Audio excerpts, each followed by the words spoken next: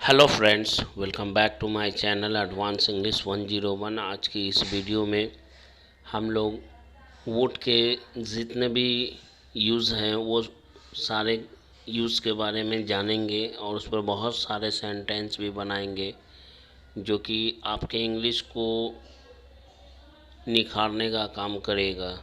अब तक जो सेंटेंस आप वुड से रिलेटेड नहीं बोल पाते थे, आज के बाद वो सारे सेंटेंसेस आप बोलेंगे। वुड का कुछ पार्ट बच गया है जो मैं अगले नेक्स्ट वीडियो में वीडियो डालूँगा। वुड का बस कुछ ही पार्ट बच गया है, बाकी सारा मैंने आज बता दिया है। सो इस वीडियो को स्टार्ट करने से पहले मैं आपसे एक रिक्वेस्ट करना चाहूँगा कि अगर आप हमारे वीडियो पर पहली बार आए हैं तो प्लीज़ हमारे चैनल को सब्सक्राइब करना ना भूलें और हमारे वीडियो को लाइक, शेयर और कमेंट भी ज़रूर करें। और अब तक आपने जो कुछ भी सीखा है उसको कंटिन्यू और प्रैक्टिस उस पर करते रहिए, उसको यूज़ में लाइए उन सारे स्ट्रक्चर और सेंटेंसेस को। चलिए शुरू करते हैं आज का ये वीडियो।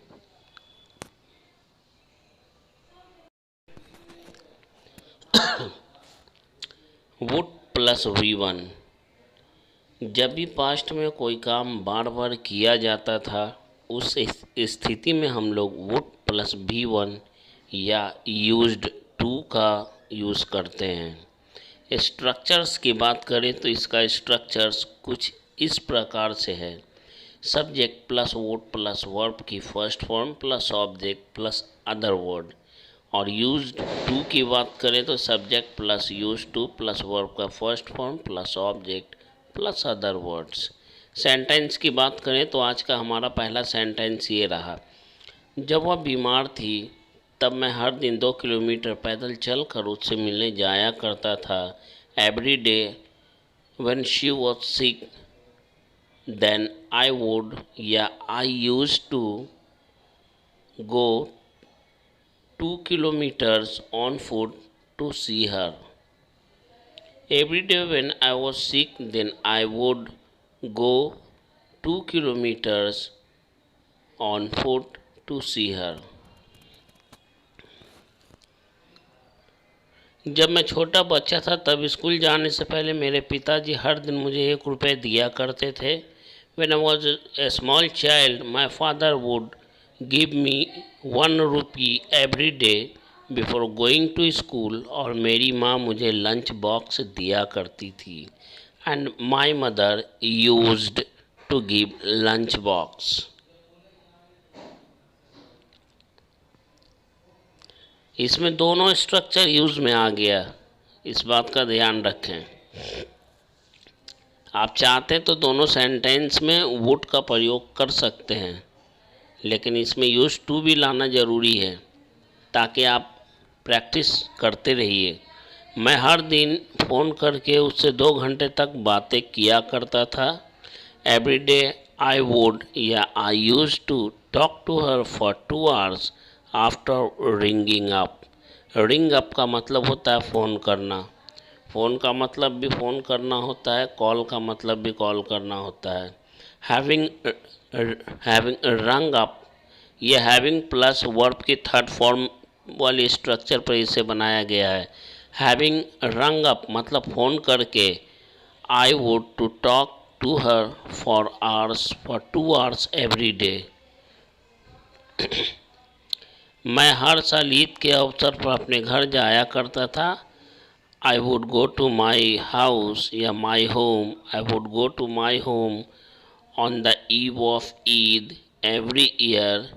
क्योंकि मैं अपने पूरे परिवार के साथ इस त्यौहार की खुशियाँ बांटना चाहता था। क्योंकि मैं अपने पूरे परिवार के साथ ईद त्यौहार की खुशियाँ बांटना चाहता था। Because I wanted to share the joy of this festival with my entire family.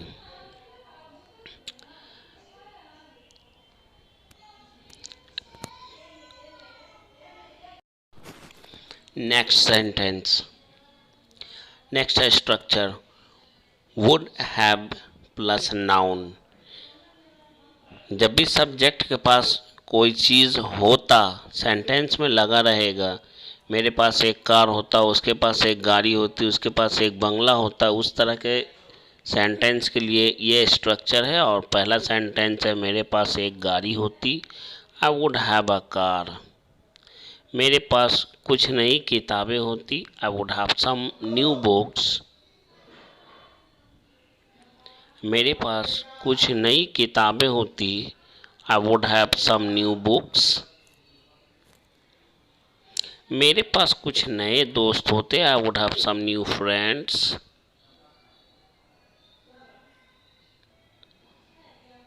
मेरे पास कुछ नए दोस्त होते, I would have some new friends.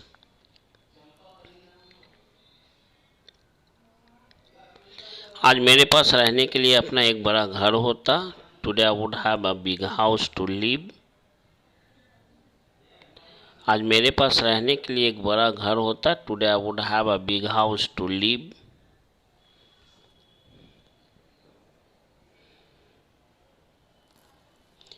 मेरे परिवार के भरण पोषण के लिए आज मेरे पास एक सरकारी नौकरी होती या होता, I would have a government job for upbringing my family today.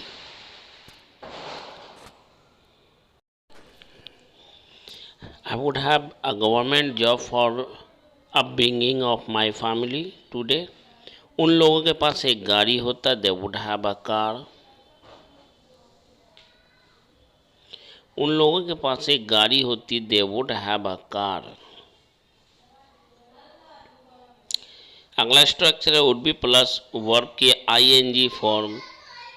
जब भी किसी सेंटेंस में कोई काम करना पड़ रहा हो, कोई काम कर रहा होता रहे, तो उस तरह का सेंटेंस में इस स्ट्रक्चर का यूज़ करते हैं। इस स्ट्रक्चर का पहला सेंटेंस है, आज मैं तुम्हें अंग्रेजी पढ़ा रहा होता, today I would be teaching you English. Today I would be teaching you English.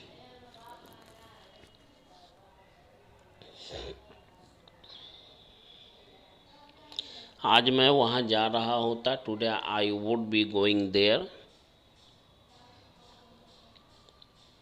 आज मैं वहाँ जा रहा होता, today I would be going देयर। जम कर प्रैक्टिस कीजिएगा इस पर, आज की इस वीडियो पर जम के प्रैक्टिस कीजिएगा। आज तुम अपने माता पिता की सेवा कर रहे होते, today you would be serving your parents. Today you would be serving your parents. Today को लास्ट में लिखें या टुडे को सेंटेंस के पहले लिखें। पहले लिखते हैं तो कॉमा देना पड़ेगा, लास्ट में लिखें तो कोई कॉमा नहीं देना पड़ेगा। Today you would be serving your parents. आज वे लोग हमारे देश की रक्षा कर रहे होते, today they would be defending our country. Today they would be defending our country today. Defend का मतलब होता है बचाव करना, रक्षा करना। आज वो उसकी मदद कर रहा होता, he would be helping her today या he would be helping him today. क्योंकि यहाँ पे ये मेंशन नहीं किया हुआ है कि ये सेंटेंस किसके लिए बोला गया, लड़की के लिए या लड़का के लिए। आप जो भी चाहें बोल सकते हैं, हर और हिम दोनों में से कोई एक भी। आज वह सड़कों पर भीख मांग रहा होता, he would B begging on the road today.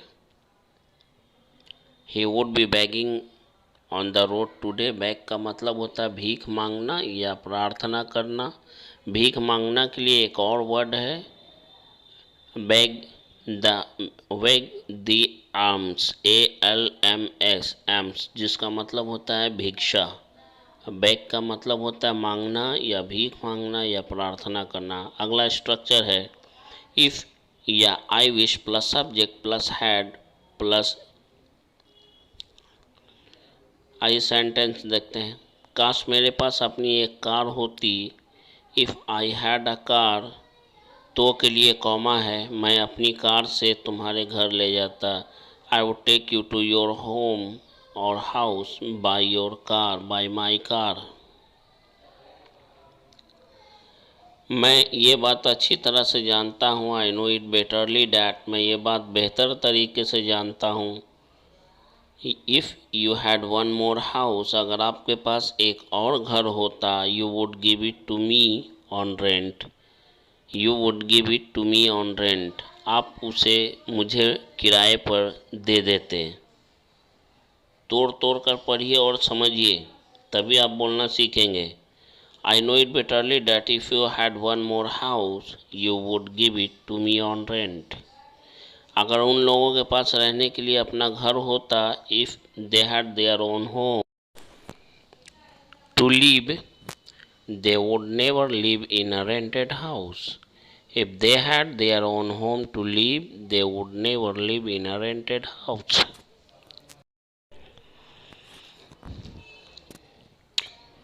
हमारे चैनल को सब्सक्राइब ज़रूर करें आप लोग वीडियो देखते हैं, मैं आप लोगों के लिए ही इतना मेहनत करता हूँ। प्लीज़ यार इसे सब्सक्राइब करें। अगला सेंटेंस है, अगर मेरे पास ढेर सारे रुपये होते तो मैं भी ज़मीन खरीद कर अपना घर बनवा लेता। If I had also a lot of money, I would also get my own house built after buying land. ज़मीन खरीद कर घर बनवा लेता, इसका मतलब यही होता है।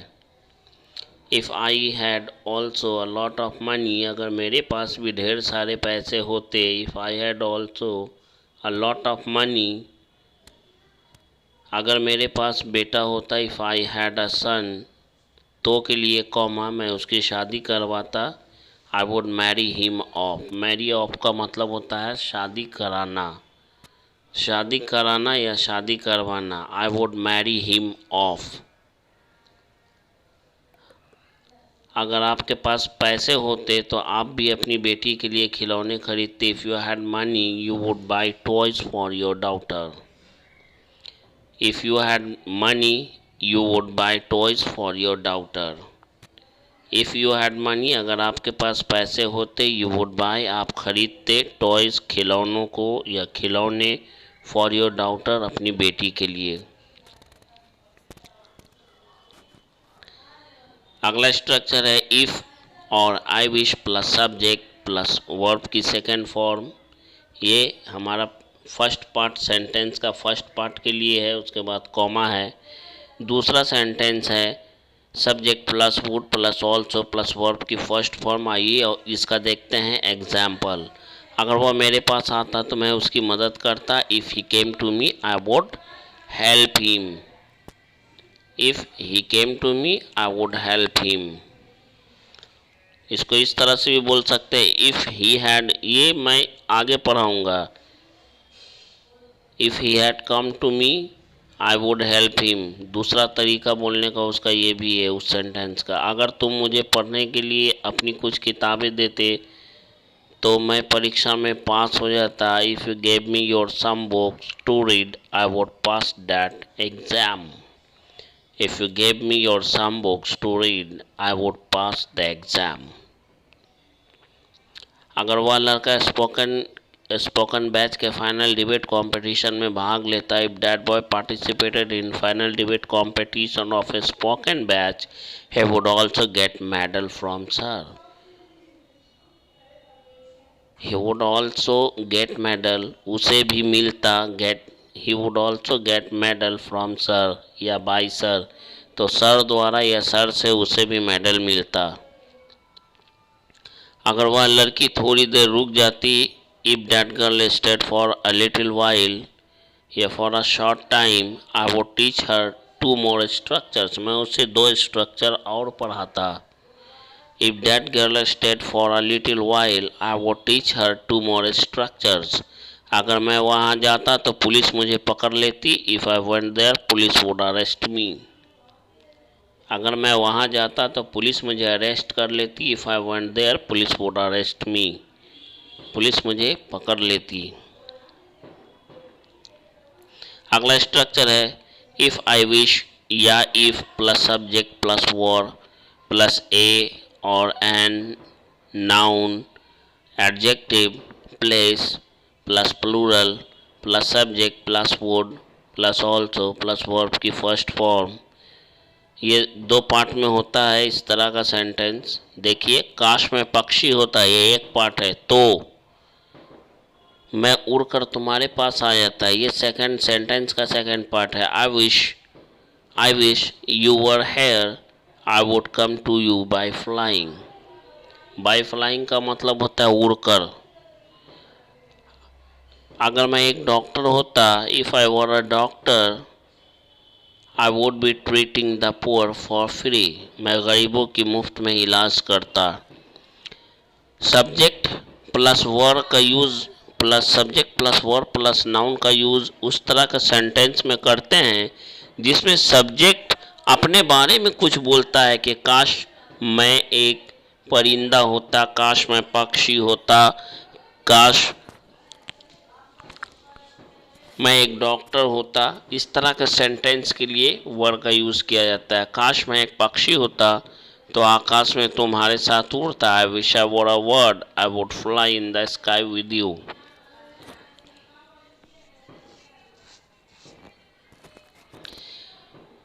काश वह यहाँ होती तो मैं उसे अपना जीवन साथी बनाता। I wish she were here, I would make her my life companion. I wish she were here, I would make her my life companion. Life companion का मतलब होता है जीवन साथी। मेक अ लाइफ कॉम्पेनियन का मतलब होता है जीवन साथी बनाना। मेक समवन लाइफ कॉम्पेनियन, किसी को अपना जीवन साथी बनाना। काश मैं एक शिक्षक होता, I wish I were a teacher. तो के लिए कॉमा, आज आपकी तरह मैं भी अंग्रेजी पढ़ाता। I would also teach English like you. I wish I were a teacher, I would also teach English like you. अगला स्ट्रक्चर है वुड हैव प्लस वर्ब की फर्स्ट फॉर्म, जिसका मतलब होता है करना पड़ता है या करना पड़ जाता है। स्ट्रक्चर की बात करें तो इसका स्ट्रक्चर कुछ इस प्रकार है। सब्जेक्ट, अगर मैं प्यासा होता, इफ़ आई वर थर्स्टी, तो मुझे कुएं के पास जाना पड़ता। I would have to go to the well. I wish, sorry, if I were thirsty, अगर मैं प्यासा होता, I would have to go to the well, मुझे कुएं के पास जाना पड़ता या जाना पड़ जाता।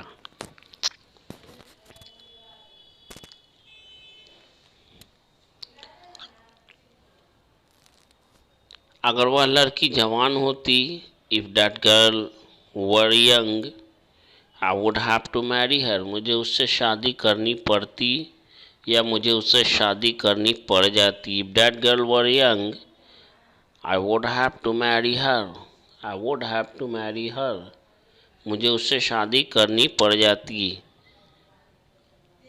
काश आप मुझे इनवाइट करते, I wish you invited me, या I wish you had invited me. अभी ये स्ट्रक्चर पढ़ाना बाकी है जो मैं बोल रहा हूँ। आई विश यू हैड इनवाइटेड मी।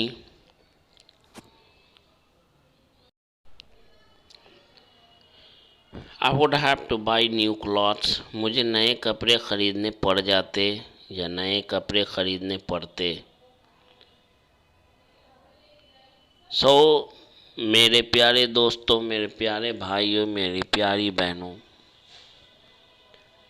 एक बार फिर इस वीडियो के अंत में मैं आपसे ये गुजारिश करना चाहता हूँ, रिक्वेस्ट करना चाहता हूँ, प्लीज़ आप हमारे चैनल को लाइक करें, शेयर करें, सब्सक्राइब करें और कमेंट ज़रूर करें। इस वीडियो को देखने के लिए आपका बहुत बहुत धन्यवाद। मिलते हैं कल फिर एक नए वीडियो में एक नए लेसन के साथ। तब तक के लिए good. Hello guys, welcome back to my channel. आज की इस वीडियो में हम लोग 5 एडवांस स्ट्रक्चर्स को सीखने वाले हैं, जिसमें पहला है आफ्टर मच डेलिब्रेशन, जिसका मतलब होता है काफ़ी सोच समझ कर। स्ट्रक्चर की बात करें तो स्ट्रक्चर है sentence plus after much deliberation. आइए देखते हैं पहला सेंटेंस। उसके पिताजी ने बहुत सोच समझ कर लड़की के माँ बाप से मिलकर बात करने का फैसला किया। His father took a decision to talk after meeting girl's parents after much deliberation. His father took a decision to talk after meeting girl's parents after much deliberation. इसको तोड़कर समझते हैं। हिज फादर टूक अ डिसीजन, उसके पिताजी ने फैसला किया। टू टॉक, बात करने का। आफ्टर मीटिंग गर्ल्स पेरेंट्स, लड़की के माँ बाप से मिलकर। आफ्टर मच डेलिब्रेशन, काफ़ी सोचने समझने के बाद। His father took a decision to talk after meeting girl's parent after much deliberation. उसके पिताजी ने बहुत सोच समझ कर लड़की के माँ बाप से मिलकर बात करने का फैसला किया। उसने बहुत सोच समझ कर यह काम किया है। He has done this work after much deliberation. He has done this work after much deliberation. या इसको इस तरह से भी बोल सकते हैं, He has done this work after a great deal of thinking. काफ़ी सोचने के बाद या काफ़ी सोच विचार के बाद उसने इस काम को करने का फैसला किया है। मैंने बहुत सोच समझ कर तुमसे दोस्ती की है। I have made a friendship with you after much deliberation. या इसको इस तरह से भी बोल सकते हैं, I have made a friendship with you after a great deal of thinking. A great deal of thinking का मतलब भी होता है काफ़ी सोच विचार के बाद।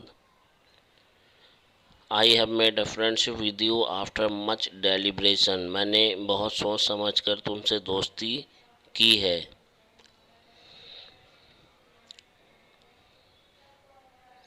मैंने बहुत सोच समझ कर बिना कुछ पैसा लिए उसका काम करने का फैसला लिया है। I have taken decision to do his work without taking any money after much deliberation. या इसको इस तरह से भी बोल सकते हैं, I have taken decision to do his work without taking money after a great deal of thinking। after a great deal of thinking जिसका मतलब होता है काफ़ी सोच विचार के बाद। I have taken decision to do his work, मैंने उसका काम करने का फैसला किया है। विदाउट टेकिंग एनी मनी, बिना कुछ पैसा लिए। आफ्टर मच डेलिब्रेशन, काफ़ी सोचने समझने के बाद। आप बहुत सोच समझकर मैंने उस परीक्षा में बैठने का फैसला किया है। I have taken this decision to appear at that examination after much deliberation. या इसको इस तरह से भी बोल सकते हैं, I have taken this decision to appear at that examination after a great deal of thinking.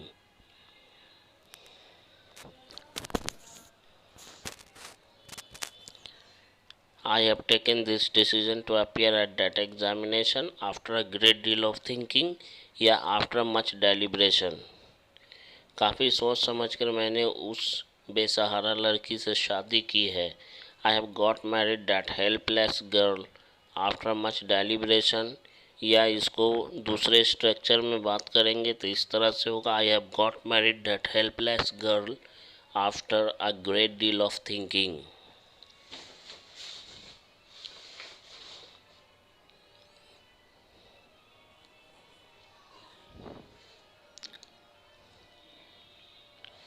I have got married that helpless, helpless का मतलब होता है लाचार बेसहारा। हेल्पलेस गर्ल मतलब लाचार लड़की या बेसहारा लड़की।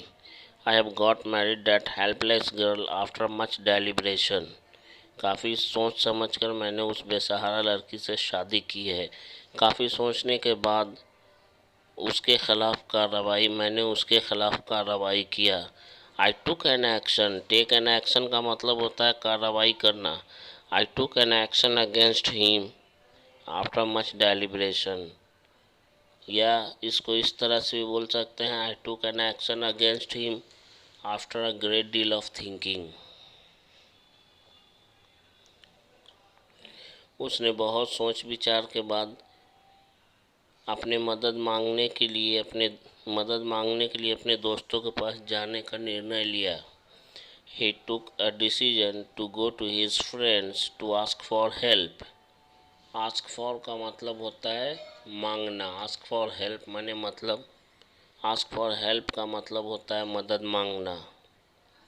He took a decision, उसने फैसला किया या फैसला लिया, to go to his friends, अपने दोस्तों के पास जाने का, to ask for help, मदद मांगने के लिए। बहुत सोच समझकर मैं वहाँ से अपनी जान बचाकर भागने में कामयाब रहा। I manage to flee from there for my life after much deliberation. Flee for life का मतलब होता है जान बचाकर भागना। Manage to flee for life का मतलब होता है जान बचाकर भागने में कामयाब होना। Manage to flee for life जिसका मतलब होता है जान बचाकर भागने में कामयाब होना। सीखे ये सब वोकैब्स ज़रूरी है, वर्ड पावर ज़रूरी है स्पोकन के लिए। I manage to flee from there for my life after much deliberation या after a great deal of thinking. अगला स्ट्रक्चर है what to plus object pronoun. Object pronoun में होगा me, you, him, her, them, जिसका मतलब होता है मुझे, तुम्हें, उसे या उन्हें क्या। व्हाट टू मी मुझे क्या, व्हाट टू हिम उसे क्या, व्हाट टू देम उन्हें क्या। स्ट्रक्चर की बात करें तो स्ट्रक्चर है what to plus object pronoun plus second sentence. तुम्हें क्या, मैं किसी से भी मिलूं। हर दिन हम लोग बोलते हैं इस तरह का सेंटेंस। तुम्हें क्या, मैं किसी से भी मिलूं। What to you whoever I meet. What to you whoever I meet, इस तरह से बोलते हैं what to you whoever I meet. Whoever का मतलब किसी से भी। तुम्हें क्या, मैं कहीं भी किसी के साथ भी जाऊं। What to you I go anywhere with whosoever. I go anywhere with whosoever, मैं किसी के साथ कहीं भी जाऊं। व्हाट टू यू तुम्हें क्या।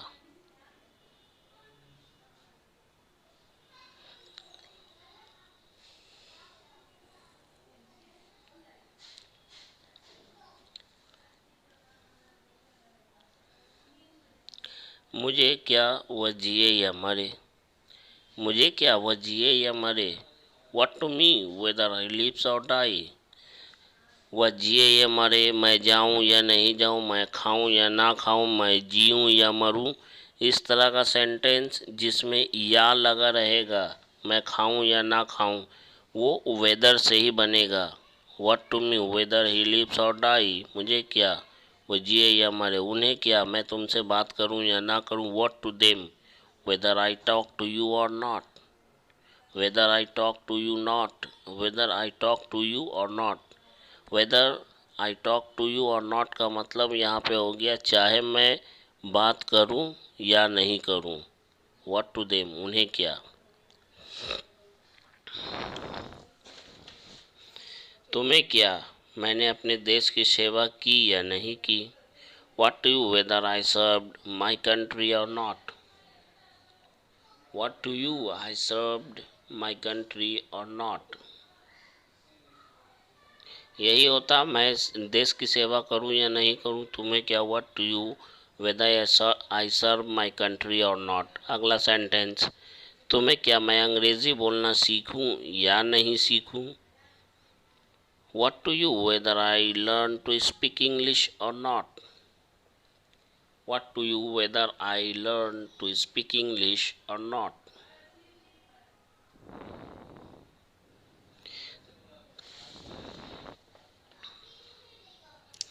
तुम्हें क्या, मैं प्यार करूं या नफरत।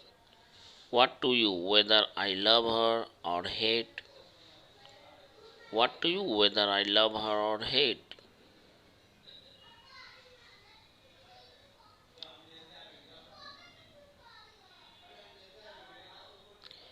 तुम्हें क्या, मैं हंसूं या रोऊं। What to you whether I laugh और cry. What to you whether I laugh और क्राई, तुम्हें क्या, मैं हंसूं या रोऊं।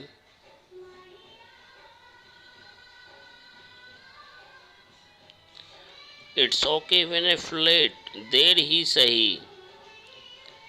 स्ट्रक्चर है it's okay even if late plus sentence.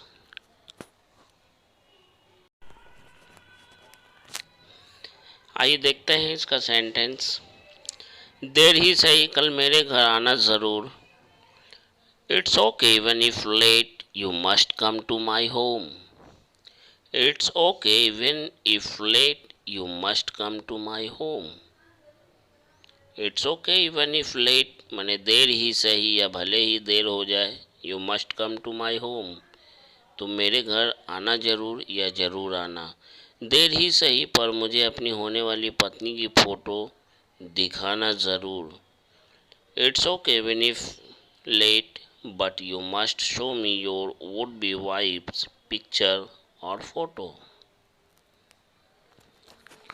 It's okay even if late, but you must show me your would-be wife's picture or photo. Would be wife का मतलब होता है होने वाली पत्नी. देर से ही सही पर तुम शादी में आना ज़रूर.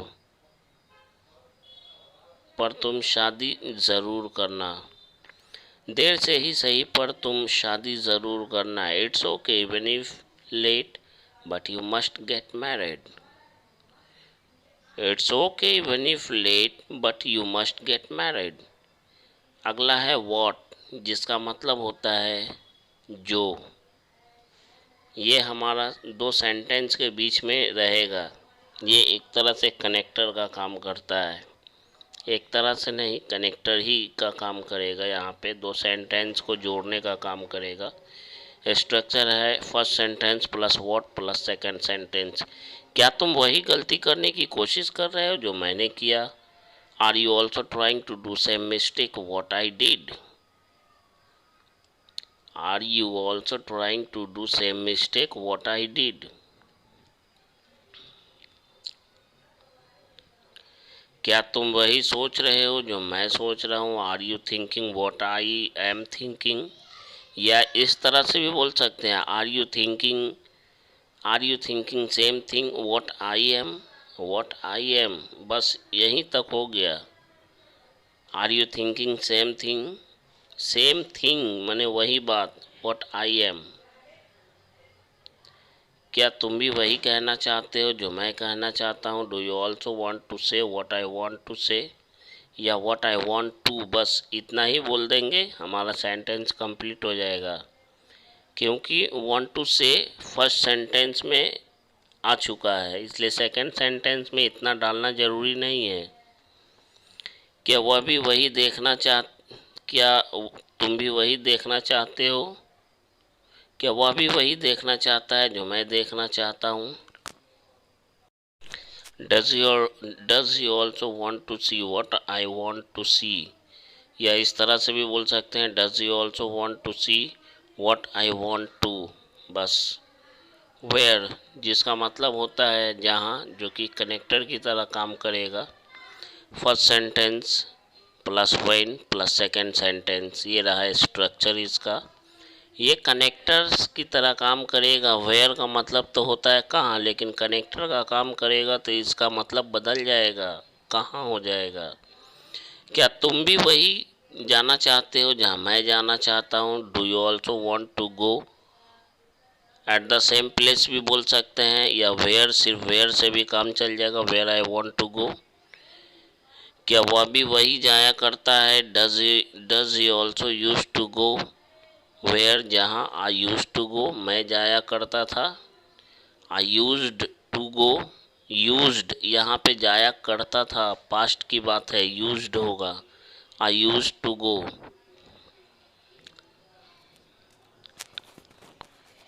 क्या मेरे भाई ने भी उसी गांव में शादी की जहां मैंने की? Did my brother also get married in the same village where I got married. ये देखिए, मैंने एक ही स्ट्रक्चर के अंदर सेंस के अनुसार मैंने सब कुछ बदल कर रख दिया है. आप समझिए, सीखिए. एक ही स्ट्रक्चर, बच्चों वाला स्ट्रक्चर पर मत जाइए.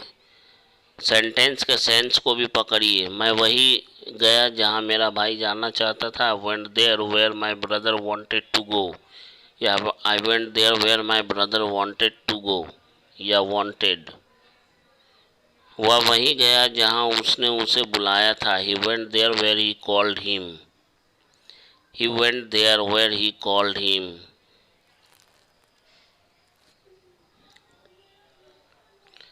पहला स्ट्रक्चर होगा फ्रॉम टुडे ऑनवर्ड्स, अब अब से आगे या आज के बाद से,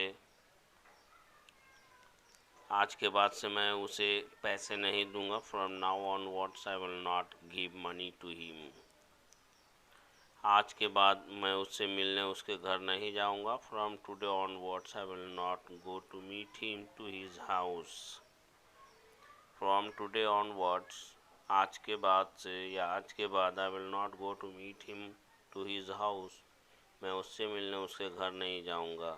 आज के बाद तुम मुझे उसके बारे में कुछ मत बताना। From today onwards you don't tell me anything about him, from today onwards आज के बाद you don't tell me anything about him, आज के बाद तुम मुझे अपनी शक्ल भी मत दिखाना या अपनी शक्ल तक मत दिखाना। From today onwards you don't show me even your face, from today onwards you don't even show से पहले भी डाल सकते हैं, you don't even show me your face, आज के बाद तुम मेरे घर में कदम भी मत रखना। From today onwards you don't even step into my house, from today onwards you don't step even into in my house. Step into का मतलब होता है कदम रखना। आज के बाद तुम मुझसे बात करने की कोशिश तक मत करना। From today onwards you don't even try to talk to me, from today onwards you don't even try to talk to me. ये हर दिन सबसे ज़्यादा यूज होने वाले स्ट्रक्चर्स हैं, so please read and learn all these structures carefully. Only that was what left, बस यही बाकी था। Only that was what left, बस यही बाकी था, बस यही देखना बाकी था। Only that was what left to see, only that was what left to see, बस यही देखना बाकी था। ये only that was what left तक ये आपका कंप्लीट स्ट्रक्चर है, ये आपका स्ट्रक्चर है। उसके बाद आपको आगे क्या बोलना है, टू लगाकर बोल दीजिए, टू लगाकर आगे बोल दीजिए। बस यही सुनना बाकी था। Only that was what left to hear, बस यही देखना बाकी था। Only that was what left to see, left तक आपका कंप्लीट स्ट्रक्चर होता है, ये हिलेगा नहीं इसमें। अगर था यानी पास्ट की बात करनी है तो बस यही देखना बाकी था। Only that was what left to सी,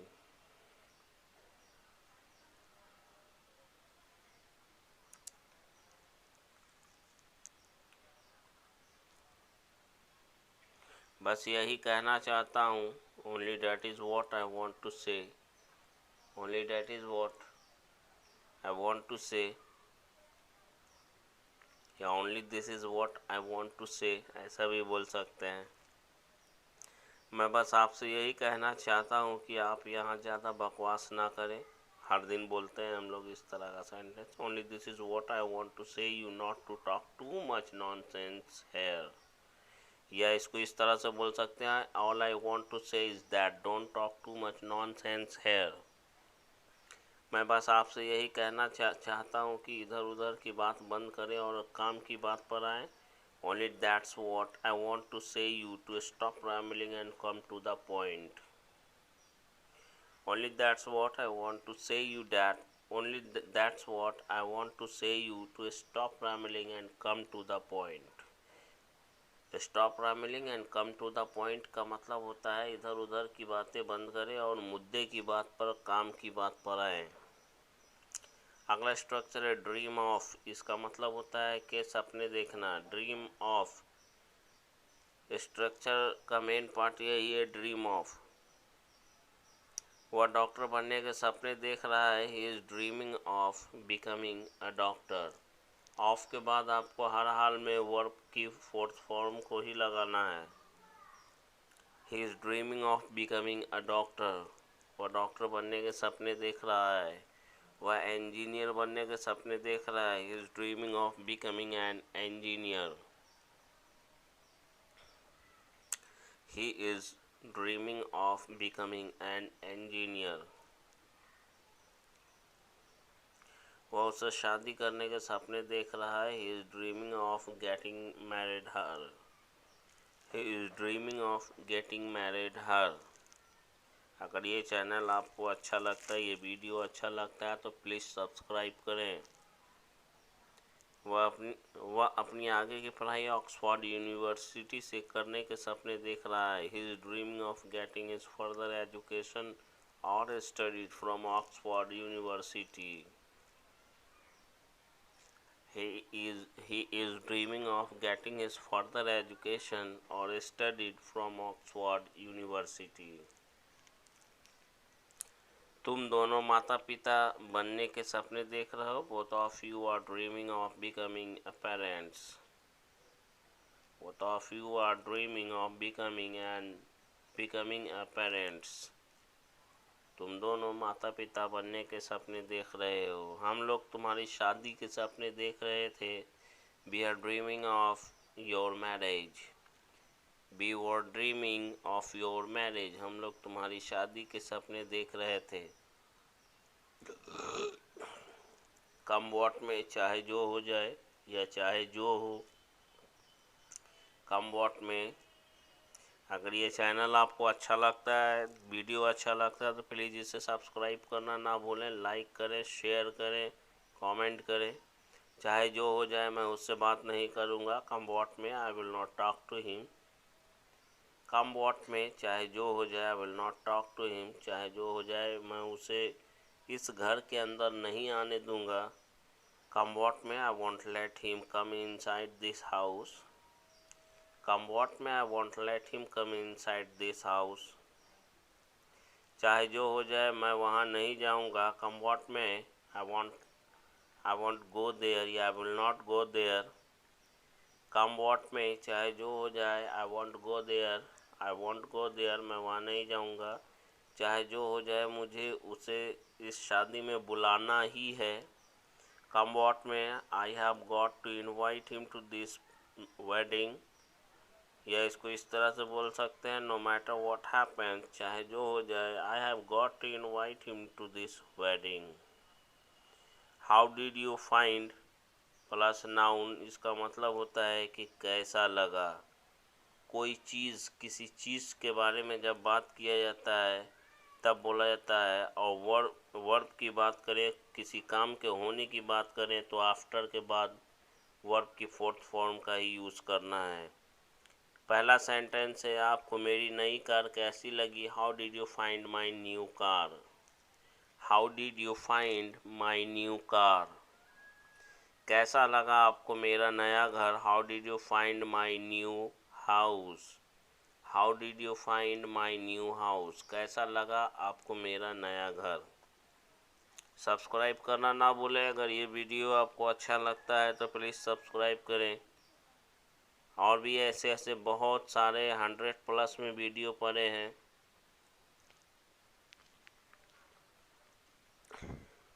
कैसा लगा आपको मेरा मजाक. How did you find my joke. How did you find my joke. How did you find my new bike. कैसी लगी आपको मेरी नई bike. How did you find my new bike. How did you find my new bike.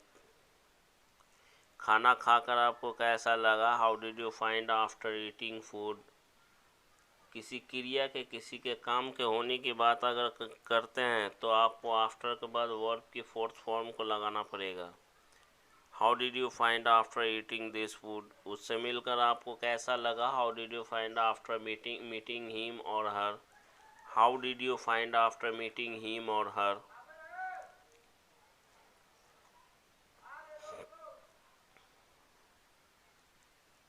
वह लड़की आपको कैसी लगी जिसके साथ आपकी शादी होने जा रही है. How did you find that girl with whom you are going to get married.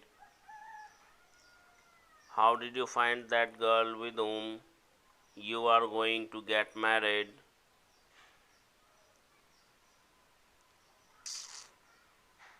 आमने सामने बैठकर उससे बात करके आपको कैसा लगा. How did you feel. यहाँ पे फील एहसास की बात की जा रही है, मिलने के बाद आपको कैसा लग रहा है, कैसा एहसास हो रहा है, इसलिए feel. How did you feel talking to her after sitting face to face. इसलिए मैं बोलता हूँ कि स्ट्रक्चर के साथ साथ सेंस पर भी ध्यान देना चाहिए।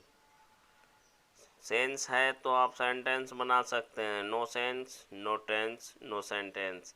यहाँ आकर आपको कैसा लगा। How did you find after coming to my home. मेरे घर आकर आपको कैसा लगा। उसे देखकर आपको कैसा लगा। How did you find after seeing him. How did you find after seeing him. अगला स्ट्रक्चर हमारा होगा, अगला सेंटेंस का रूल होगा it's okay even if late but, जिसका मतलब होता है देर से ही सही पर।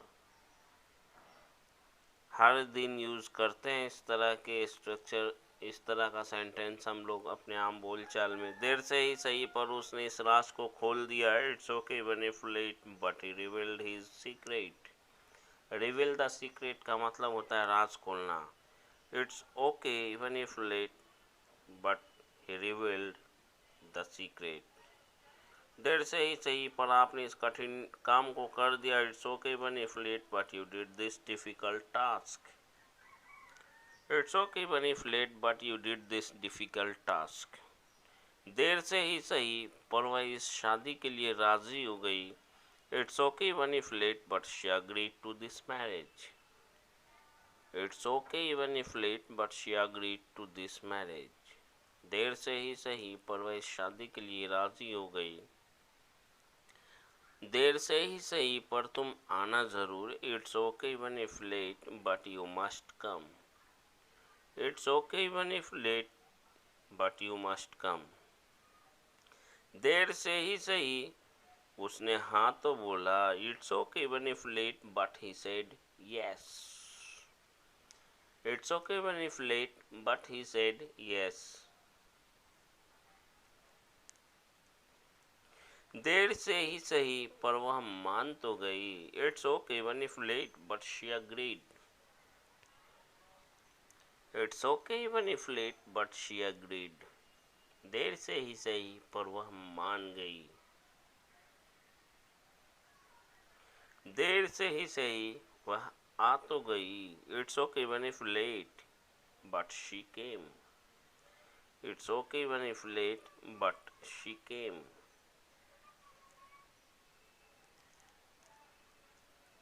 देर से ही सही उसने शादी तो कर ली। It's okay even if late but he got married. It's okay even if late but he got married.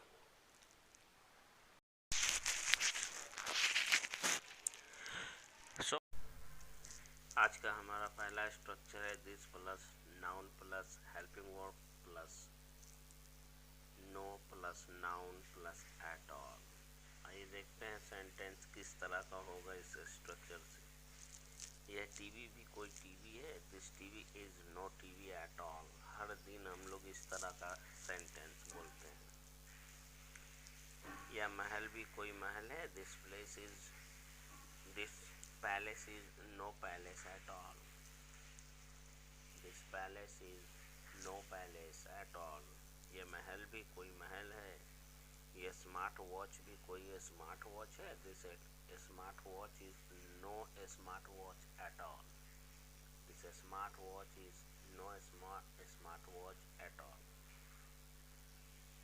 यह किताब भी कोई किताब है। This book is no book at all. This book is not book at all. This book is no book at all. यह किताब भी कोई किताब है। अगला स्ट्रक्चर है इवन इफ से, जिसका मतलब होता है भले ही। स्ट्रक्चर है first sentence plus even if plus second sentence. दो सेंटेंस को जोड़ेगा ये। मैं उससे मिलने जरूर जाऊंगा भले ही कोई ना जाए। I will certainly go there even if no one goes there. I will certainly go there even if no one go there. मैं तुमसे बात करूंगा भले ही तुम कुछ ना बोलो। I will talk to you even if you don't speak anything.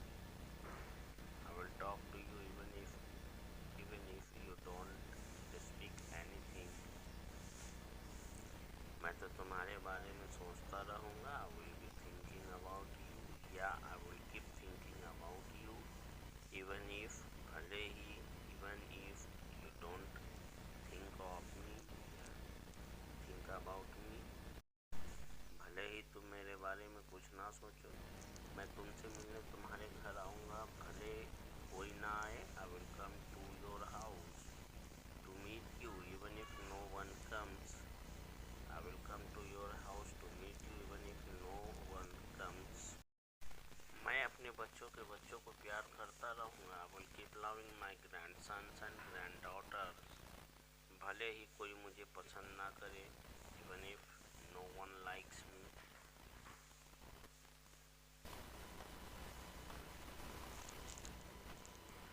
भले ही तुम मुझे पसंद ना करो, लेकिन तुम ही मेरी पहली और आखिरी पसंद हो। You are my first and last choice for me even if you don't like मी।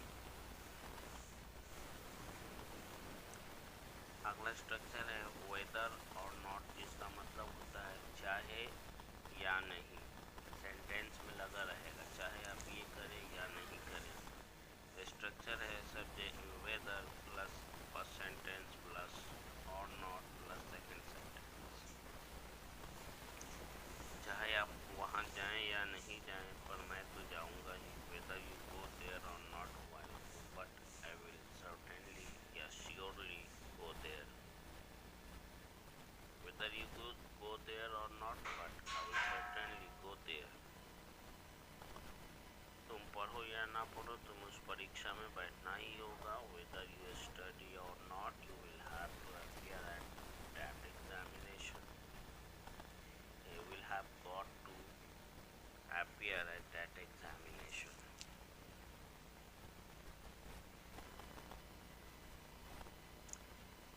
चाहे तुम मुझे प्यार करो या ना करो, पर मैं तुम्हें प्यार करता ही रहूँगा। Whether you love me or not, but I will keep loving you, yeah, I will be loving you. Whether you love me or not, but I will be loving you, yeah, I will keep loving you. चाहे आप उसकी तरफ देखें या ना देखें, whether you look at her or not, whether you look at him or not, but she will keep looking at you until she gets married. वो तब तक देखती रहेगी जब तक कि उसकी शादी नहीं हो जाती। चाहे आप इस काम में और पैसा लगाएं, whether you invest more money in this work, लेकिन एक बात तो पक्की है, but one thing is sure, that कि इस काम से आपको कोई फायदा नहीं मिलने वाला। One thing is sure, that you will not get any benefits from this work. इस काम से आपको कोई फायदा नहीं मिलने वाला। You will not get any benefits from this work. चाहे तुम मुझे पसंद करो या ना करो, whether you like me or not, लेकिन मैंने तुम्हें अपना जीवन साथी बनाने का फैसला कर लिया। But I have decided to make you my life companion या life partner. Now it's up to you. और अब ये तुम्हारे ऊपर है या तुम्हारी मर्जी, आगे तुम्हारी मर्जी। चाहे तुम मुझसे बात करो या ना करो, whether you talk to him or her or not, whether you talk to him or her or not, whether you talk to him or not, whether you talk to her or not, what does it matter to me? उससे मुझे क्या। For the last few days, पिछले कुछ दिनों से। Sentence बनाने की rule की बात करें तो पहले for the last few days plus हमारा कंप्लीट सेंटेंस होगा। ये देखते हैं इसका पहला सेंटेंस। पिछले कुछ दिनों से मैं उसे जान रहा हूँ। For the last few days I am knowing him, जान रहा हूँ,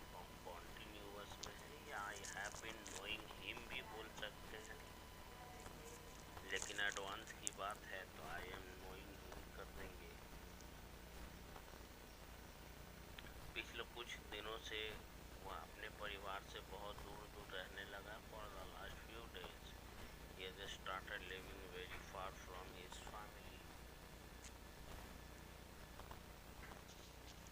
For the last few days he has started living very far from his family. Very far या very far away.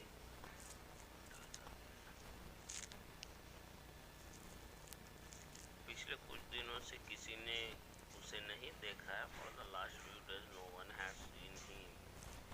So इसलिए his family members are so worried these days. इसलिए इन दिनों उसके परिवार के लोग बहुत परेशान हैं। although हालांकि his missing case, उसके गायब होने का मामला has been registered, दर्ज करा दिया गया है। has been registered in nearby police station, नज़दीकी थाने में। किसी भी चैनल पे इतना समझा के नहीं बताया सिखाया जाता है, ध्यान रखें इस बात का।